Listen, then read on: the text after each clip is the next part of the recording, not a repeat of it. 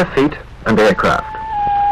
Away from the rivers, these are principal means of transport in New Guinea, the great island we're visiting to join a geological expedition.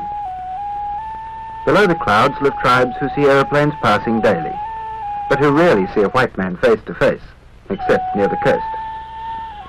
There are few roads in this mountainous territory, where only rivers penetrate towards the central highlands. On the lower reaches, tree trunk canoes are paddled through slow currents, or speeded by outboard motor. There's very little freeboard. The big downriver cargoes come towards the coast by log raft, the timber being sold to a sawmiller at journey's end. One coastal village is about to launch a newly built canoe, following the traditions of an age-old ceremony.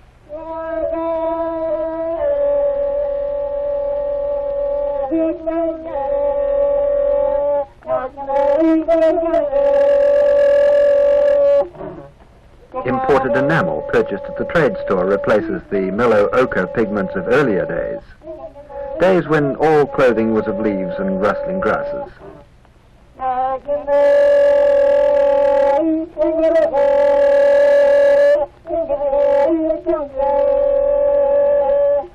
Our own boating preparations are well underway. We're getting accustomed to the heat and have had immunizing shots against half a dozen tropical diseases. In order to travel further up the wild New Guinea headwaters than anyone has been before, we have brought Hamilton jet boats.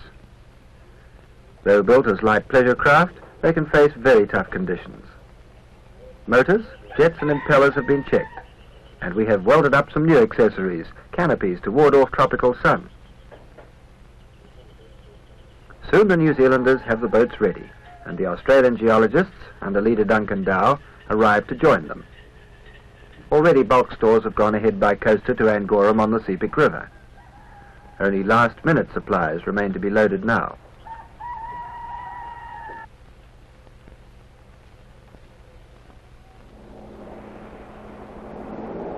The first prospect is a coastal voyage, 150 miles to the Sepik mouth.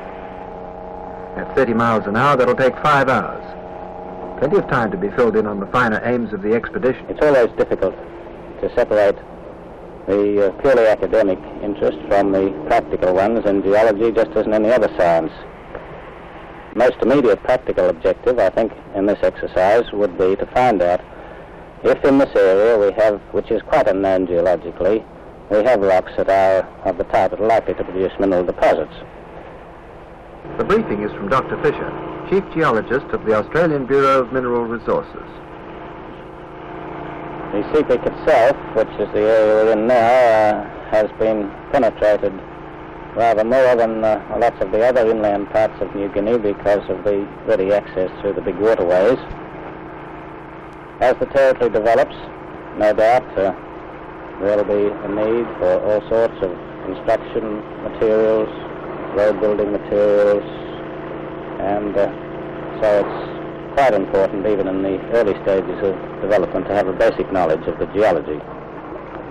The villages along the Sepik have given away their tambourines and are mostly accepted one of the mission religions. Well, these people, as everybody knows, are just about a generation out of the Stone Age.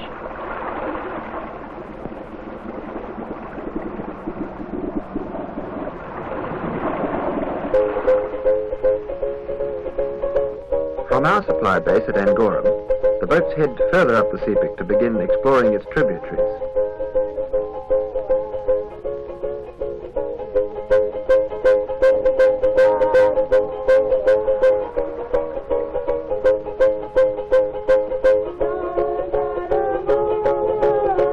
Involved in the shallow mountain torrents of New Zealand, the Hamilton boats are undaunted by snags and shallows.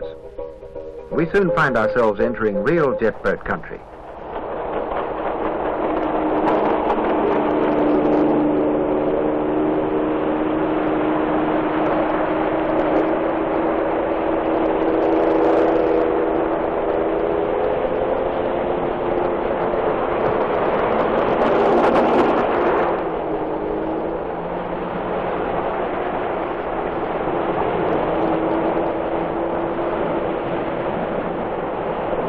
speed through log-infested shallows, places where canoes or propeller craft would have to stop time and again and be hauled by hand.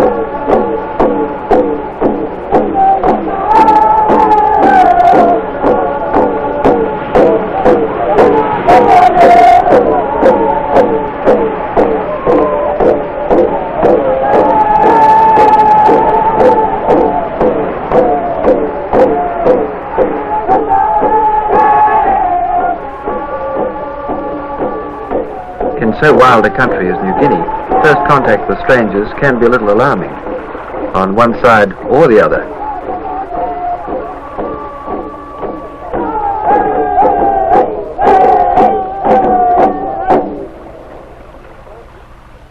In all accessible places throughout this Australian-administered territory, patrol posts include hospitals and sometimes schools.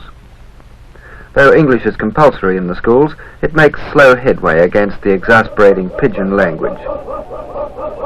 As this post has no trading store, there's little local use for money.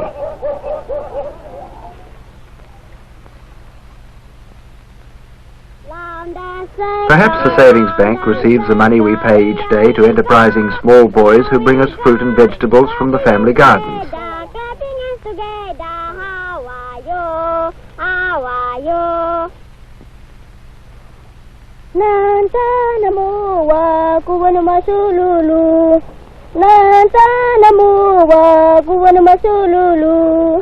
They record songs for us too.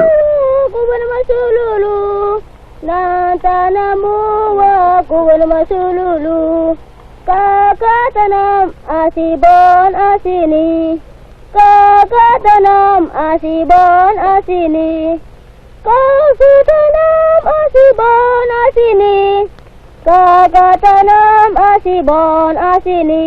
That's all. Though the children sing mostly in English, their parents keep to traditional numbers with kundu accompaniment.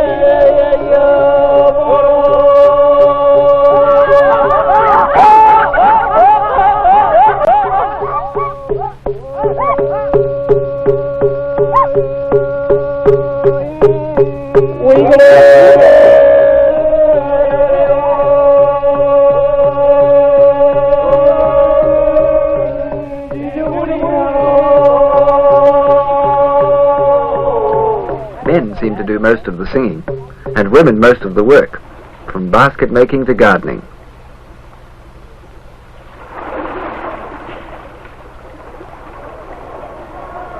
If the men find our cargoes awkward, it's only until they get used to them.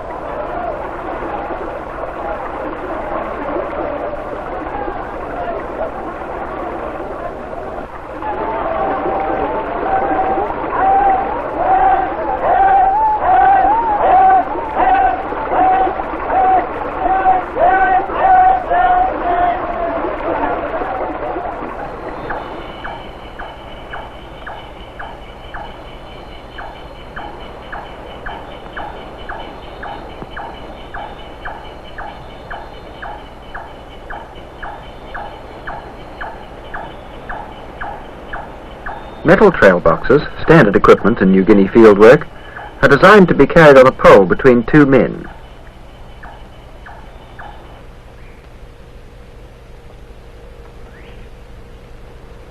On a scientific expedition, such as this in very rough country, the awkward metal boxes go no further than base camp.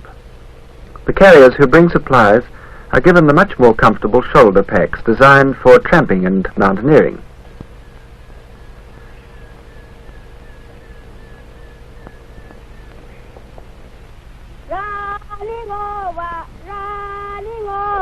My cup is full of running over, running over, running over.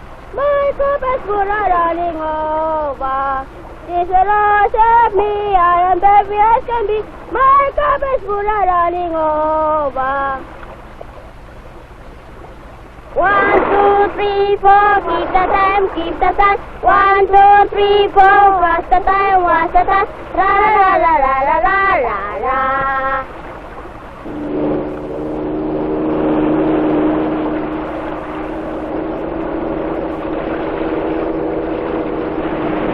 One land party has gone out. Now another sets off by river. At Base Village, the life goes on.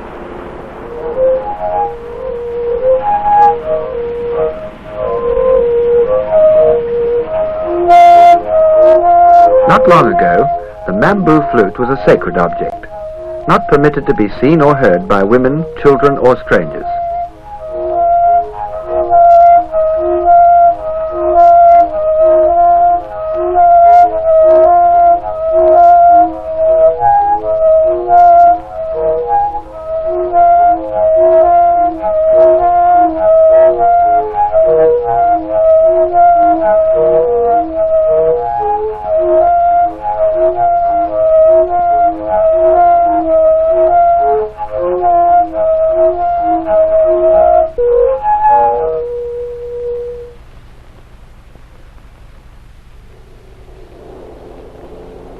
On this sortie, we're going to examine the rocks near a remote mission station.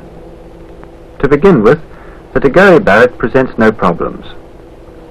Running through undeveloped tropical swampland, it has an abundance of bird life.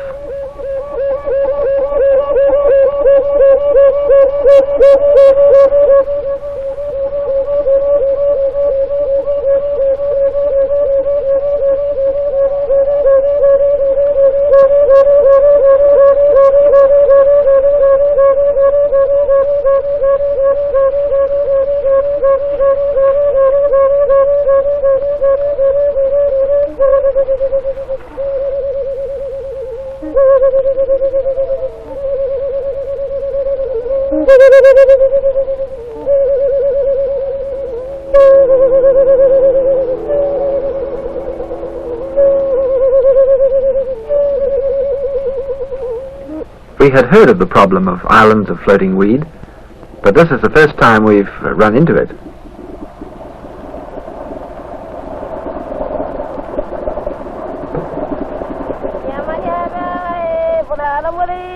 At snail's pace, a floating island dislodged by the boat creeps downstream and reopens the channel. There is still no sign of open water, but it can't be far off. Luckily, we meet a local navigator who gives us our bearings.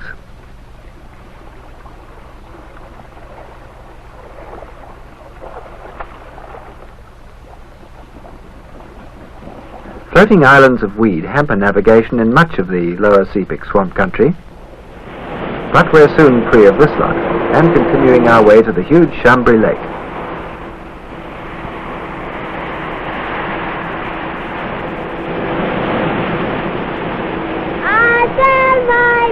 On the water blue, blowing low.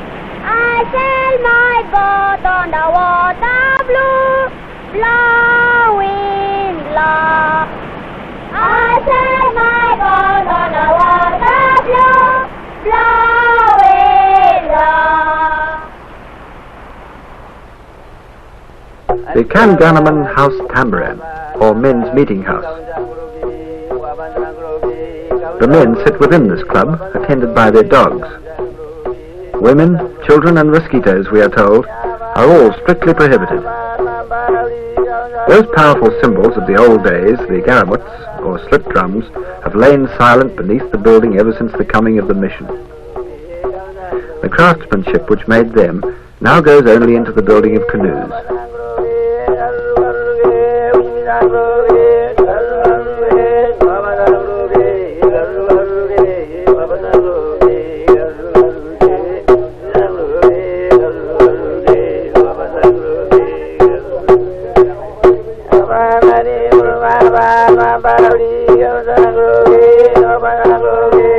A house tambourine as decorative as this is a rare thing today. Most have been dismantled and their carvings carried off to the museums of the world's capitals. The new meeting houses are unadorned, and even children may enter.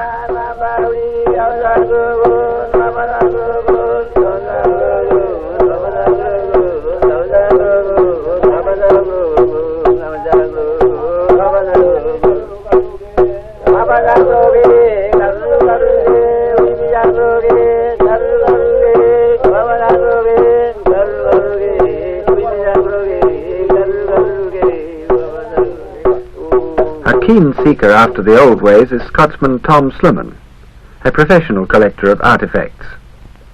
He tells us how the ancestral treasures of New Guinea have been sold off in the past. I have got some few good pieces out, but I think it's just not around now. The genuine stuff is not around. The two Germans that were here, one of them is still here at the moment, Mr. Schuster, curator of the Basel Museum. He and a Mr. Haberland took 97 tons of carvings out about, I think, 4 years ago. And of course Australia got very, very alarmed because of the stuff was going. I believe they're sending a double canoe up very soon with a few authentic pieces out of the museum. And they're going on a tour around the Sepik to show these natives how their fathers used to, and grandfathers used to carve. I know one collector in Sydney who has a collection valued about £200,000. That is old stuff. He started collecting 35 years ago, so he was right in when the good stuff was around. A man is lucky nowadays to acquire pieces that genuinely represent the district they come from, since easier travel has led to styles becoming mixed, as well as to a rarity of carvings such as this one, which are entirely free of European or Indonesian influence.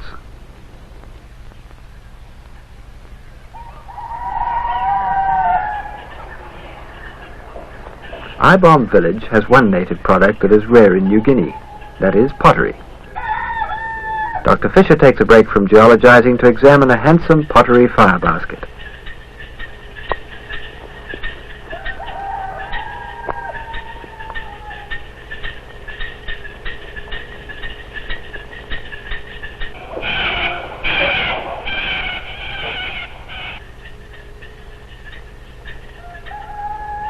Small boys with endless curiosity about that great outside world beyond the floating islands are eager to see what the strange visitors will get up to next.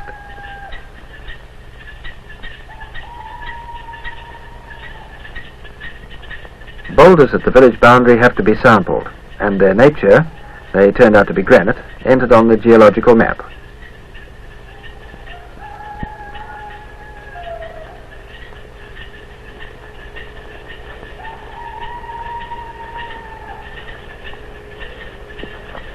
In the field, a hand lens is a simple aid to mineral identification, but only an expert can get much information from what he sees.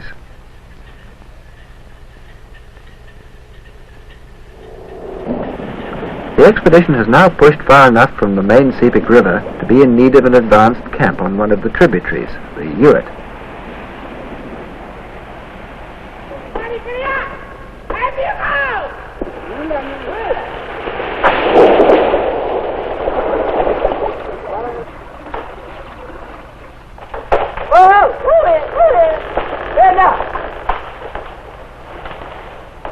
Our cheerful helpers from the lower country are skilled at the work and clear the ground in no time.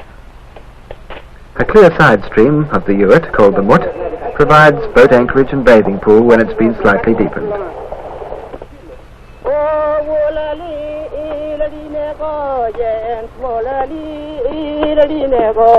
Some of these expert axemen have never seen a saw before, but are willing to give it a try.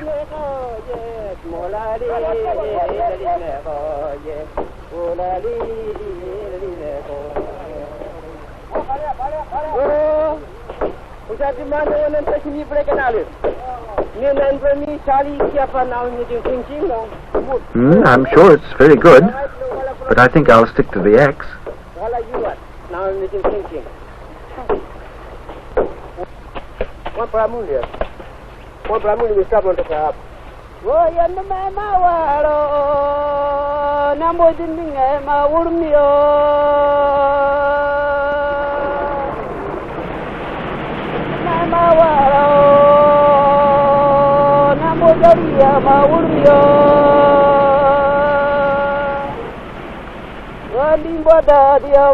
Soon our New Guinea botel on the banks of the Mut is complete. We have every comfort, even a refrigerator and a shower, for the camp is 100 miles even from Angoram, and we'll live here almost a month.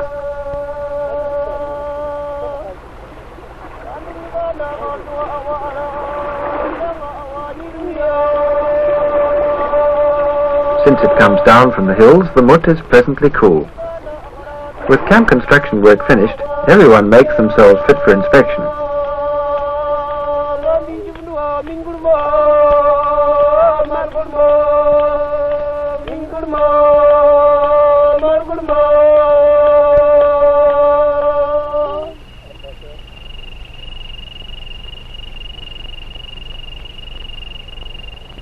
Overhead soar the flying foxes, the black bockus.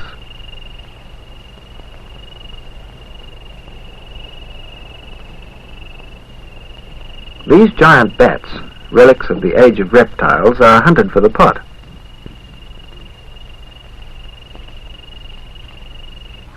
His curiosity makes easy game of the shoulder-high muruk, or cassowary, despite the fact that he can run as fast as a horse. The courier pigeon may not be hunted by Europeans. On the rare occasions when we have time for it, the fishing's excellent, with 80-pounders not uncommon.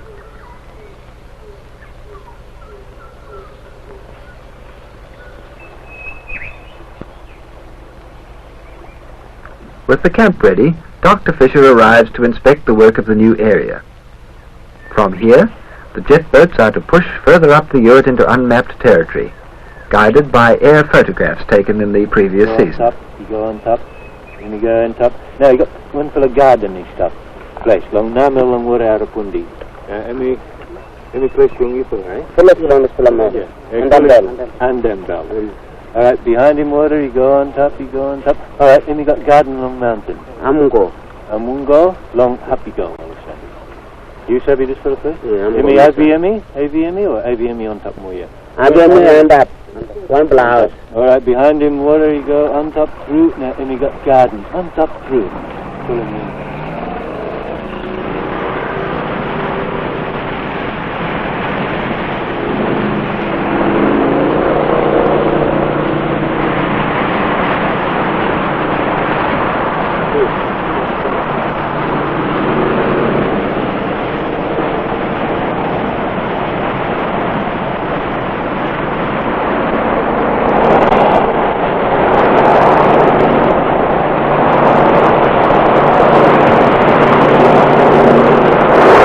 So far, the rock has been confined to minor outcrops in the swamps. But now, around every bend of the Urt, there's something to excite the geologists.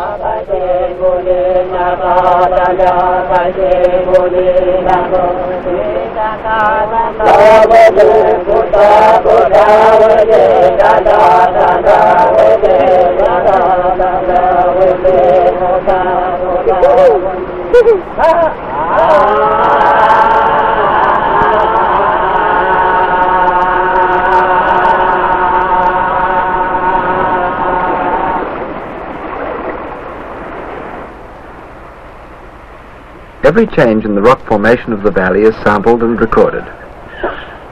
It'll be a long time before there's needed road metal up here, or before any minerals found could be exploited. But the basic mapping must be done while means of access is available. Thanks to the jet boats, we can take the geologists further than even the patrols of the administration have penetrated. But so far up this river we see no sign of human inhabitants.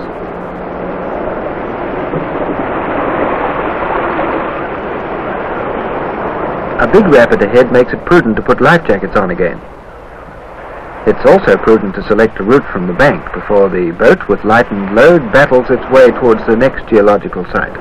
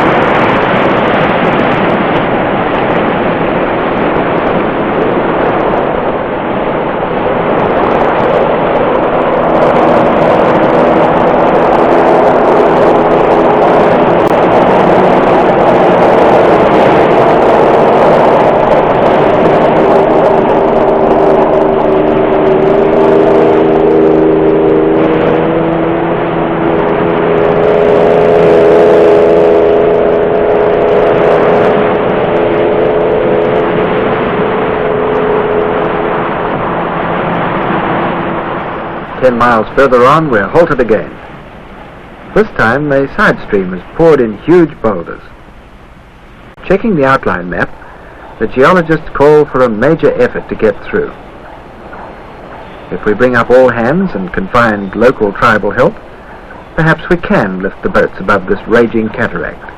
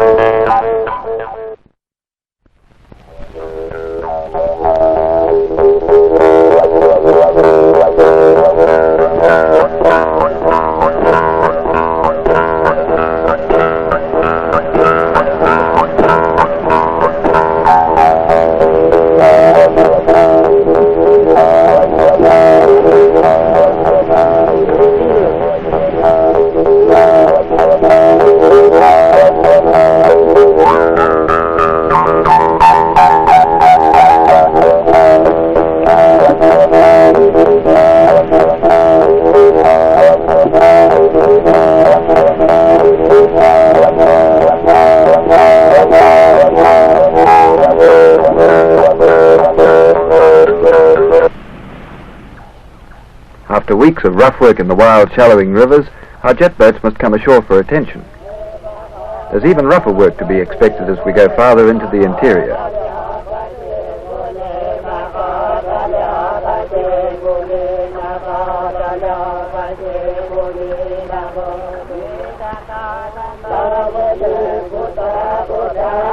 Amos, our New Guinea mechanic, removes the intake screen. By now he knows all about Hamilton jet units. Fiberglass patches lie ready for healing bumps and bruises on the hulls.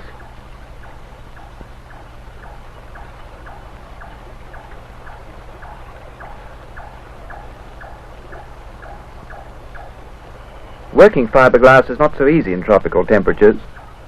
Resins behave unpredictably, often setting before they can be applied to the work.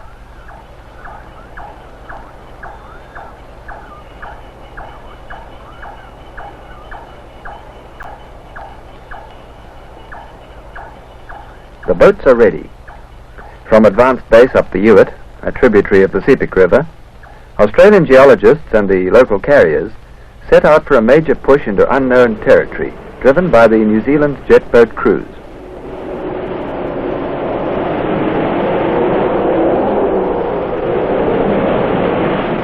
In a few hours we're at the limit of our previous exploration, for the unboatable cataract lies ahead. Above in the mountains live people whose gardens we've seen on air photographs. If we can make contact, perhaps they'll help us haul the boats past the obstruction.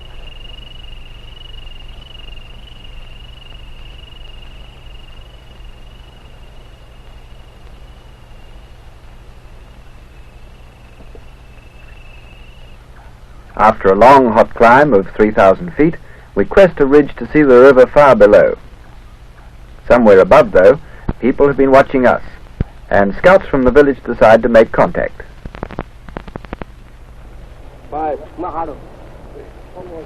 The eventual meeting is a great experience on both sides.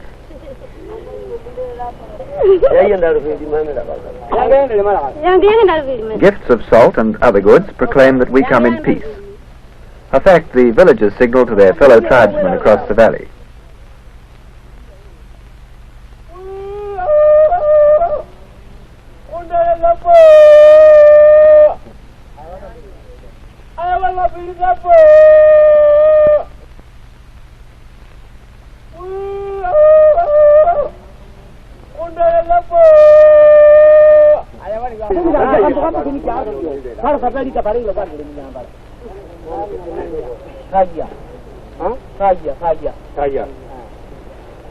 There are some 700 languages in New Guinea, and this is one only the Wapi understand. But somehow we manage to convey our willingness to pay for the help that we seek, and they agree to come with us down the mountain.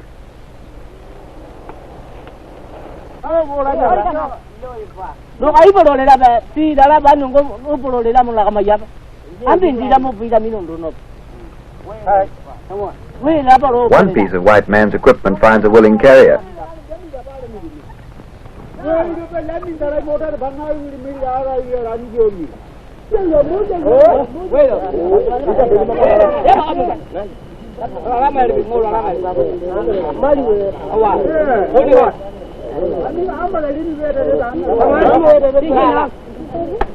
These hill people are mostly healthy. Such complaints as they have, such as man's conjunctivitis for example, are rapidly cured by our antibiotic medicines.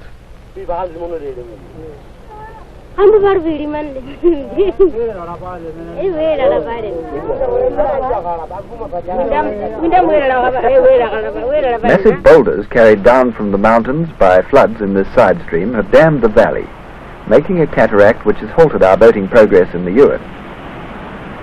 But near the water's edge there's plenty of forest timber with which we can devise a portage of some sort.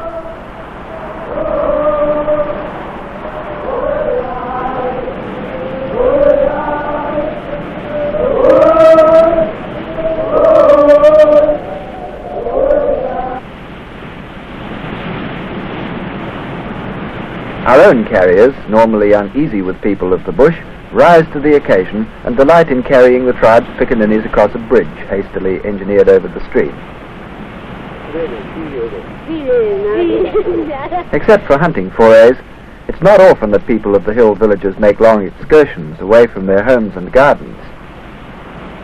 Having expected only a few warriors to come down, we're delighted that the affair has turned into a village picnic. At the foot of the cataract, a boat landing is prepared by our own carriers. They're pretty doubtful of getting much help from the incomprehensible mountain men, the real bushies who are swarming around.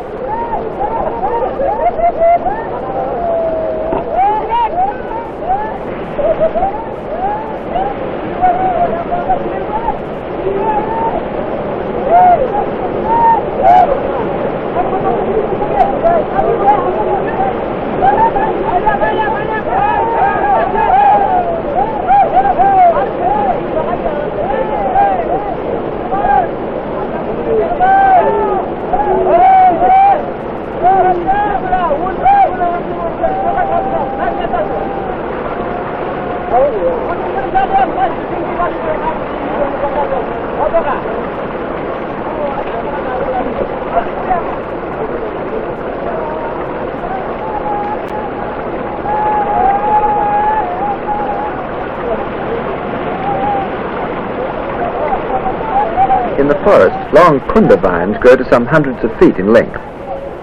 When split, they make excellent ropes. In this land without nails, this is the only means by which our railway can be lashed together.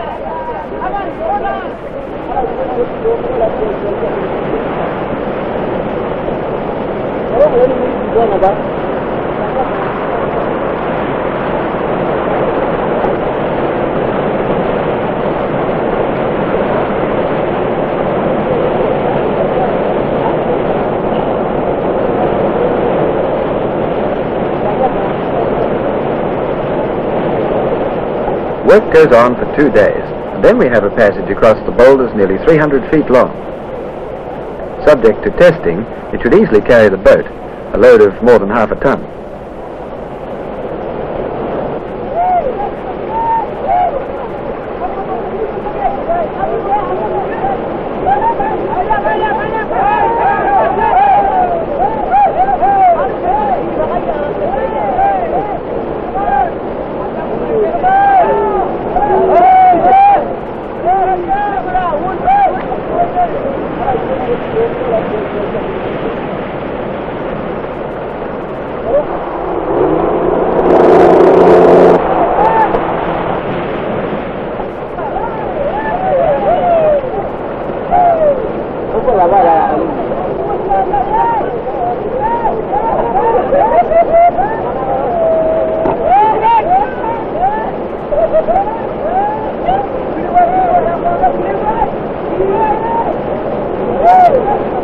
Until now in our jet boat expeditions, we've never needed a portage.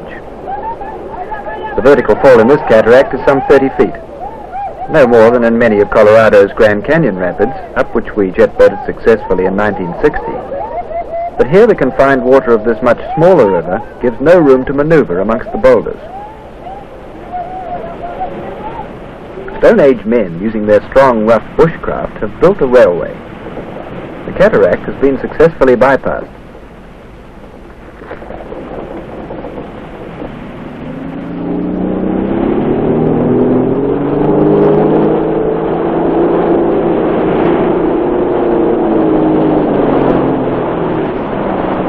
Now all this is quite new country. A fine pandanus palm sends its aerial roots down to meet the ground. No geologist has been here before. In fact, no white man at all. The hills, which look like cattle country, are clothed in tall kunai grass of little value for grazing.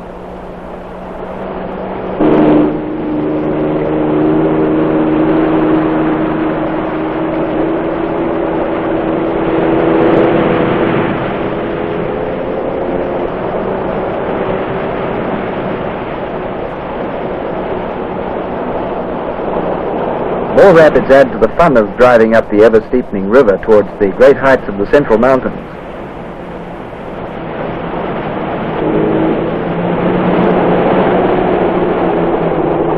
The railway has given us access to 40 miles more river before broken water in a gorge halts the boating. Dr. Fisher, Chief Geologist of the Bureau of Mineral Resources, explains the importance of the work. As you know, there's recently been discovered a very large copper-gold deposit on Bougainville Island, and there is a fairly strong revival of interest in mineral exploration in the territory. There are several mining companies who are doing active exploration work or looking the situation over, and this Sepik area is one that's always attracted some attention, largely because it's almost completely unknown.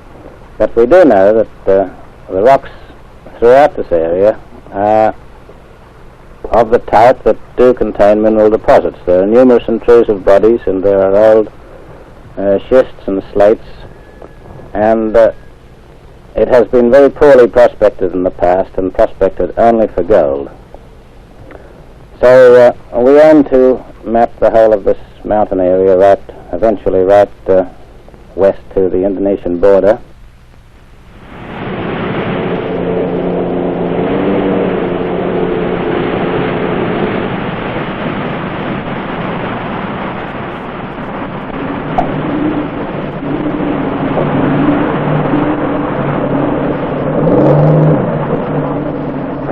full day, and with a large slice of virgin country in the bag, we head downriver towards the railway.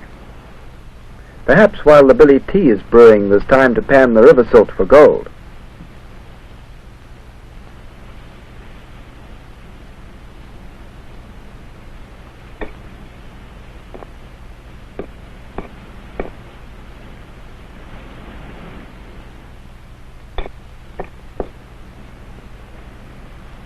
There have already been gold rushes in New Guinea, and we remember that it was early gold mining that first primed the economies of both Australia and New Zealand.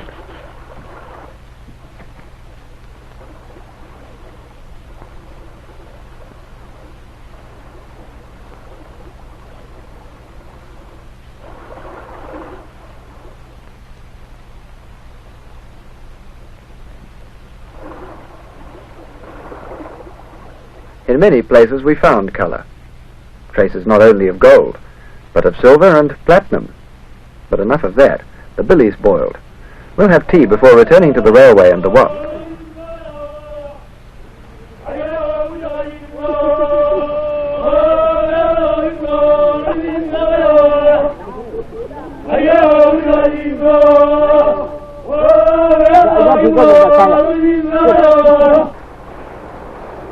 Our carriers are sure the hunting must be better on the other bank.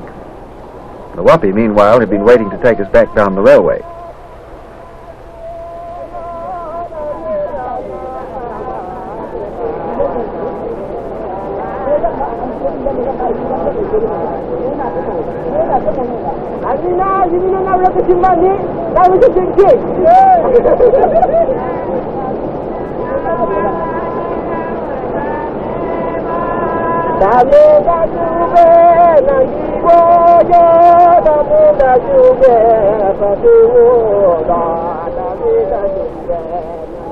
The river's dropped in the last few days, and the boulders in the stream are much more clearly visible.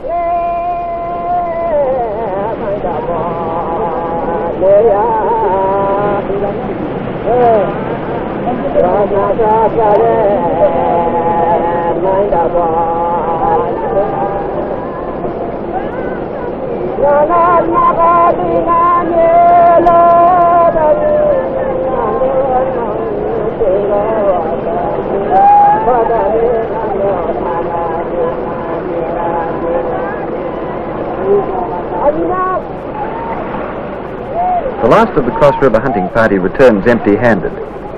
But come to think of it, empty-handed's the only way he could come across that current.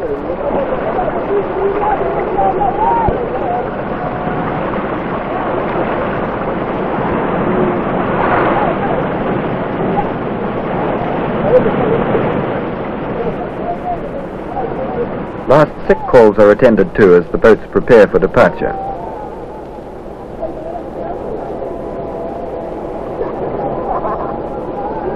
The Wapi, at our suggestion, wrap their strong-smelling tobacco in paper wrappings from films. Usually they have to be satisfied with dried leaves. They smoke heavily at all ages, but there's no sign of fermented drink, in spite of a plentiful supply of fruit with which to make it.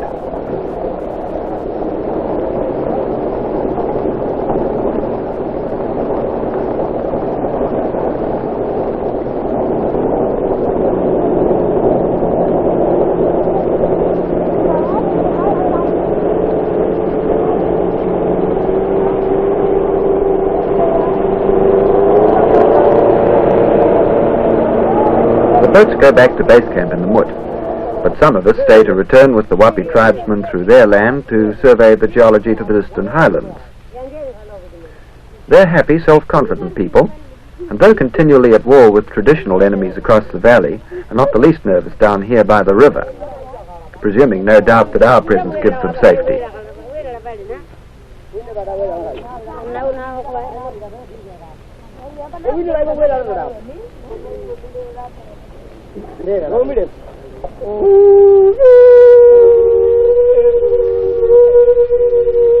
Ahead once more is the 3,000-foot climb to the village. It is only in administered areas that people dare live in accessible places. This time, some of the Wapi are wearing the bright red lap-lap we have given them for their willing help down at the railway.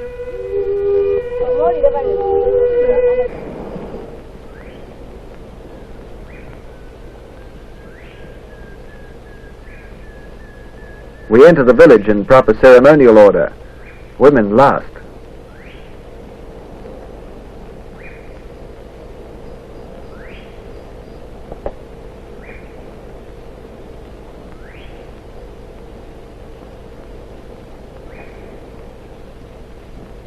One of our gift axes goes to work to cut tent poles.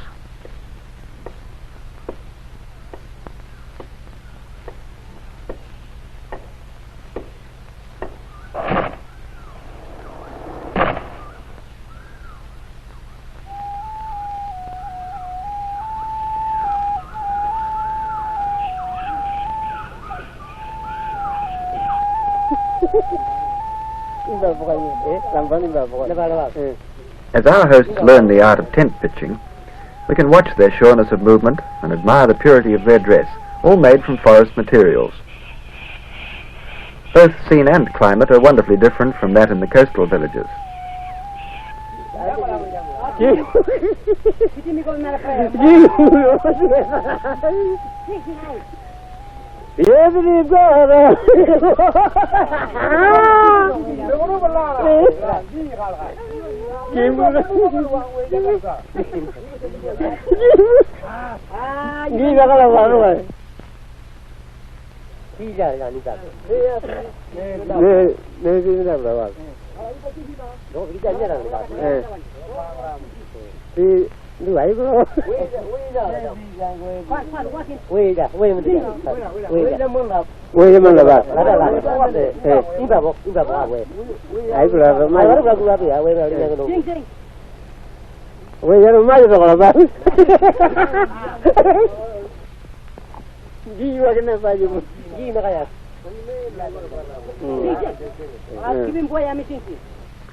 Cooking up here is done with hot stones in buried earth ovens. This, in local idiom, is a moo-moo feast. Pit-pit, cow-cow and taro are cooked between layers of banana leaves.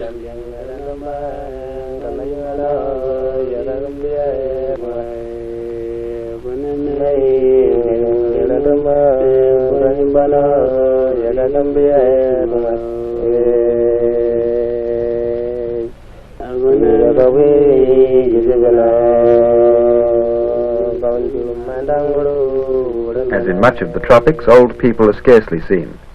Not many smoke their pipes into a comfortable middle age.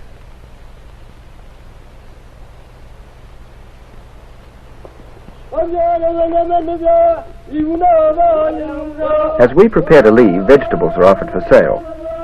Salt, the most acceptable form of payment, is carefully wrapped away in banana leaves. As before, there are no maps to guide our next moves, only air photographs. The country is steep, ridges separated by deep valleys. A mile or so in the photograph may take many miles on the ground.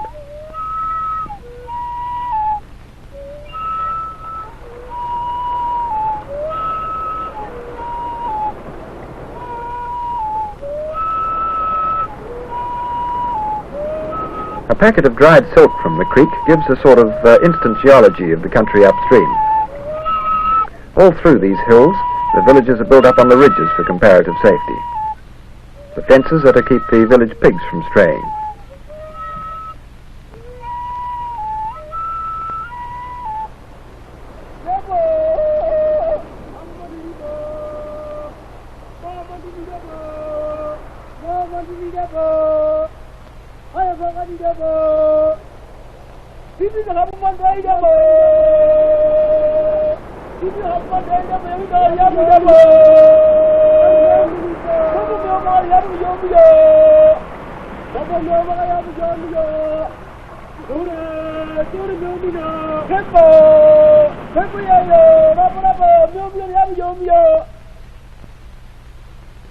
It's difficult to see any highly cultural future for the peoples of the inaccessible highland villages.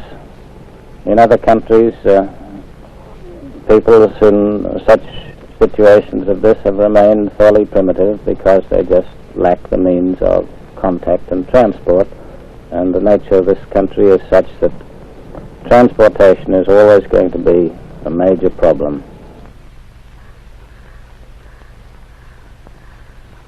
Our fifth day in the hills, filling blanks on the geological map, has taken us away from the land of the Wapi. Carriers have been exchanged at each village en route. Soon we will return to civilization at the edge of the Eastern Highlands.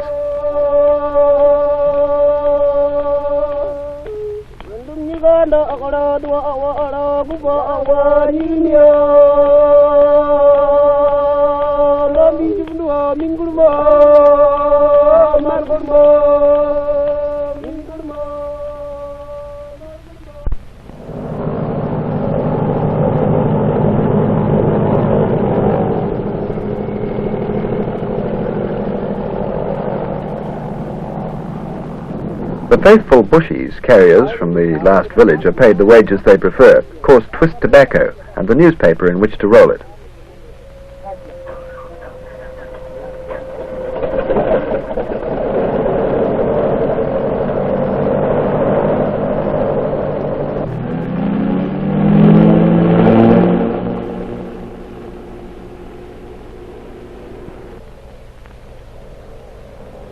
In an hour's flight, the two-engine Piaggio covers the area of our 5 days' journey on foot. We're back over the cataract, with the Stone Age railway just below the river junction.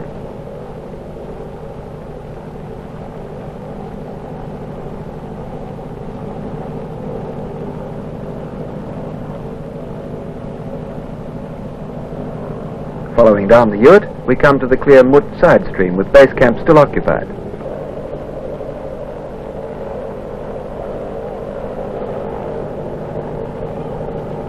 Downstream again, we're over the vast swamps of the Middle Sepik. Site of great rice fields of the future, or maybe oil fields, no one knows yet.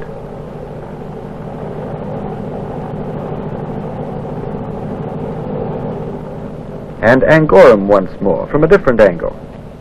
Will this be the site of a city?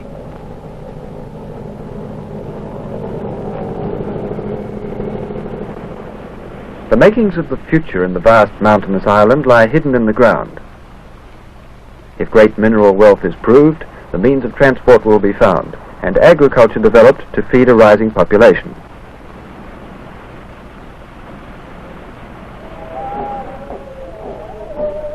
Leaving, we recall the great days with our Australian friends, sporting runs up the wild rivers and down them again.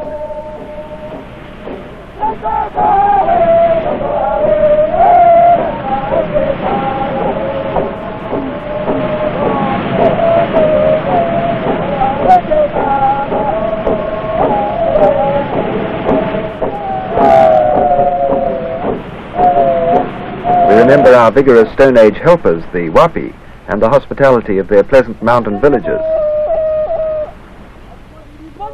As New Guinea changes, we hope that none of the good humor of these people will be lost. Like other developing countries, they will be involved in a gigantic economic and social leapfrog to bridge them with the present European day.